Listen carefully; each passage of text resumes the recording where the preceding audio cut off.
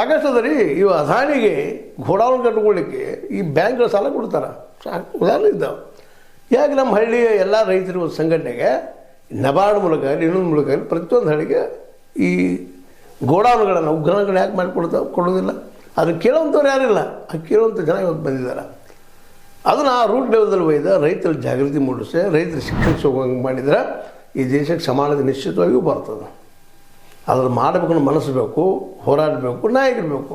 ನಾಯಕರಂತೆ ಸಿಗ್ತಾ ಇದ್ದಾರೆ ಅಂತ ಅನ್ನಿಸ್ತದೆ. ಈ ನೋಡಿ ಯುವಕರು ನೋಡಿ ಇನ್ನೂ ವಯಸ್ಸದ, ಓಡಾಟ ಮಾಡೋದು ಶಕ್ತಿ ಅದ, ಕಾಲಲ್ಲಿ ಶಕ್ತಿ ಅದ, ಮೈಯಲ್ಲಿ ಶಕ್ತಿ ಅದ. ಜೊತೆಗೆ ನಮ್ಮ ಗುರೂಜಿಯವ್ರಿಗೆ ಶಶಿಕಾಂತ್ ಅವ್ರಿಗೆ ಇಂಚಿಗಿರಿ ಸಂಪ್ರದಾಯದ ಪ್ರಭಾವದ ಆ ನೆಲೆಯಲ್ಲಿ ಬೆಳೆದಂಥವರು ಬಾಲಬ್ರಹ್ಮಚಾರಿ ಅಂತ ಹೇಳ್ಕೊಳ್ತಾರೆ ಅವರು. ನಿಜವಾಗಿಯೂ ಆ ವ್ಯಕ್ತಿ ಜೊತೆ ಚುನಲ್ಪನಂಥ ಅನೇಕರ ನಾಯಕರನ್ನು ಹುಟ್ಟಾಕ್ಕೊಂಡು 224 ಕ್ಷೇತ್ರಗಳು ಇವತ್ತು ಮಾತಾಡ್ತಾ ಇದ್ದಾರೆ ಅವರು. ಎಲ್ಲ ಕ್ಷೇತ್ರಗಳು ರೈತರನ್ನು ನಿಲ್ಲಿಸ್ಕೊಂಡು ರೈತರು ಆರಿಸ್ತಾರೆ ಅಂತ ತಂದರೆ ಅದು ಮತ್ತು ಮೇಲೆ ಅದು ಇದು ಮಾಡಬೇಕು.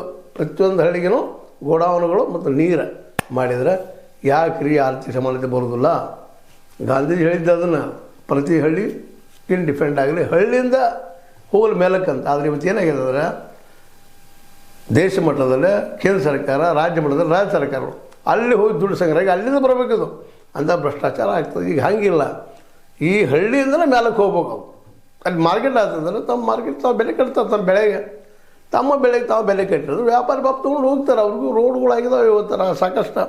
ಈಗಾಗಲೇ ಸಾಕಷ್ಟು ಸಲ ಶಶಿಕಾಂತ್ ಗುರೂಜಿಯವ್ರು ಹೇಳಿದ್ದಾರೆ, ನಮ್ಮಲ್ಲಿ ರೋಡ್ ನುಂಗೋರು ಇದ್ದಾರೆ, ಗಟ್ಟರ್ ನುಂಗೋರು ಇದ್ದಾರೆ, ಅವ್ರು ಮಾಡೋರು ಇದ್ದಾರೆ. ಆ ರೋಡು ಗಟ್ಟರ್ಗಳು ನುಂಗೋ ಜೊತೆ ಮಾಡಿದ್ದಾರೆ. ಈಗಾಗಲೇ 40% ತೊಗೊಂಡು ಅದು ಇದು ಯೂಸ್ ಆಗ್ತದೆ ಅನ್ನೋದನ್ನು ನಾವು ಇಲ್ಲಿ ಗಮನ ಹರಿಸಿಕೊಂಡ ಇಂಥ ನಾಯಕರನ್ನು ಯುವಕರಿಗೆ ಬರಬೇಕು.